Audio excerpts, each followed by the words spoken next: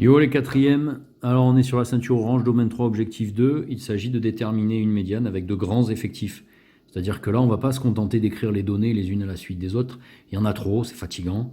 On va voir comment, à partir du tableau, on peut retrouver une valeur médiane assez rapidement. C'est trop fastidieux quand il y en a beaucoup d'écrire des données comme ça les unes à la suite des autres. Alors on nous parle d'un voyage au Futuroscope, il y a un concours qui a été organisé, il faut aller répondre à 10 énigmes. Chaque énigme rapporte un certain nombre de points. Ok. Pour gagner le week-end, il faut appartenir à la moitié des participants ayant obtenu le plus de points. Donc en fait, qu'est-ce qu'on est en train de nous dire ici? Qu'on va couper la série en deux groupes. Ceux qui ne vont pas partir au Futuroscope, qui auront moins de temps de points, c'est à nous de découvrir, et ceux qui auront plus.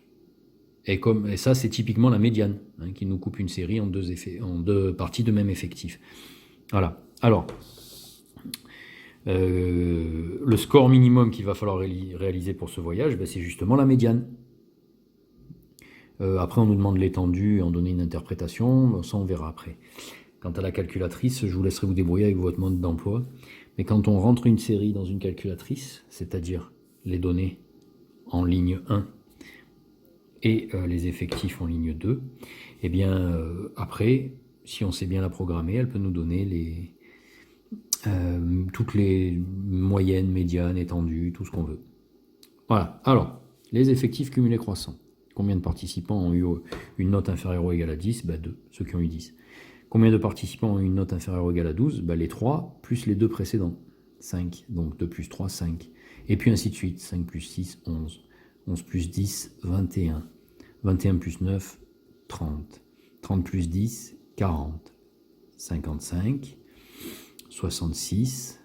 74. 80. Ok, donc en tout, il y avait 80 candidats. Vous imaginez écrire toutes les données là? Alors 10, 10, puis encore 12, 12, 12, 12, 12.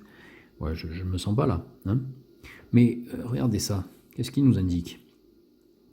En fait, il y a 80 personnes en tout. Donc il y en a 40 qui vont partir au Futuroscope et 40 qui ne vont pas partir. Waouh! Eh bien, la 40e personne, celle qui ne partira pas malheureusement, c'est la dernière à ne pas partir. Elle est là.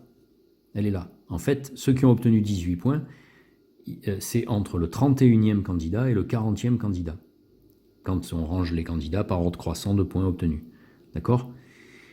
Ici, entre le 41e et le 55e candidat, on a 22 points et ainsi de suite. Donc en fait, ce qui nous intéresse, nous, c'est de savoir où est le 40e candidat.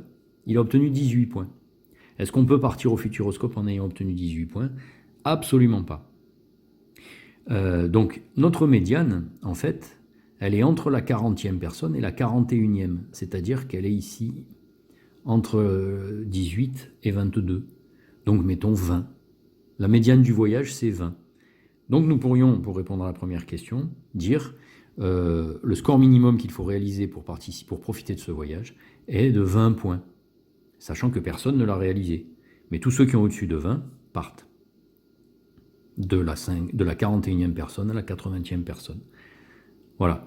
Après, ceci dit, la réponse avec 22 fonctionne aussi. Il faut obtenir au minimum 22 points. Ça marche. C'est la preuve qu'on peut donner plusieurs médianes en vérité. 22 n'est pas faux comme réponse si on donne la médiane à cette série.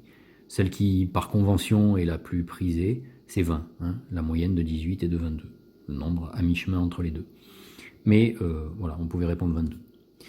L'étendue de cette série, elle est de 17, c'est 27 moins 10, la différence du score le plus haut et du score le plus bas. En donner une interprétation, entre le meilleur candidat, ou les meilleurs candidats, puisqu'il y en a 6, et les moins bons, il y a 17 points d'écart. Voilà. Et donc, la vérification à la calculatrice, je vous laisse faire avec votre mode d'emploi, parce que selon que vous ayez Casio, Texas Instruments, elle ne se programme pas de la même manière. Mais c'est pas très compliqué, vous verrez. Allez, à plus.